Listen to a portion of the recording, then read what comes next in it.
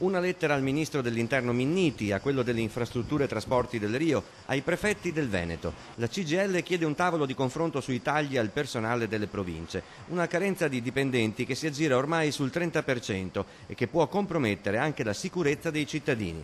Un esempio? Il catasto strade e i trasporti eccezionali. Ricordate il crollo del cavalcavia sull'autostrada Milano-Lecco? Noi abbiamo visto negli ultimi tempi anche dei fatti drammatici che hanno coinvolto anche i responsabili delle province con crolli di cavalcavie, tanto per capirci. Il problema è che il catasto strade non è mai stato fatto in Veneto, nonostante i numerosi solleciti anche della prefettura di Padova, perché manca personale.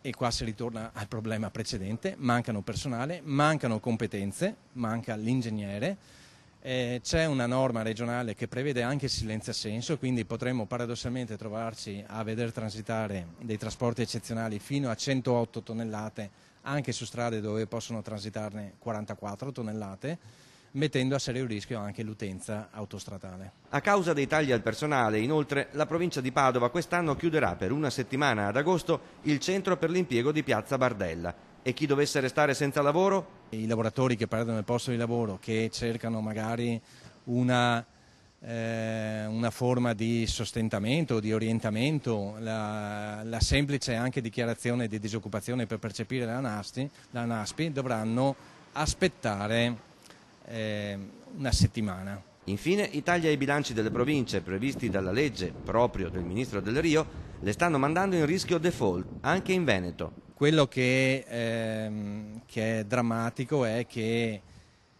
la legge del Rio sta andando avanti, i tagli economici le province le stanno subendo e molte province sono ormai a rischio default, a rischio fallimento.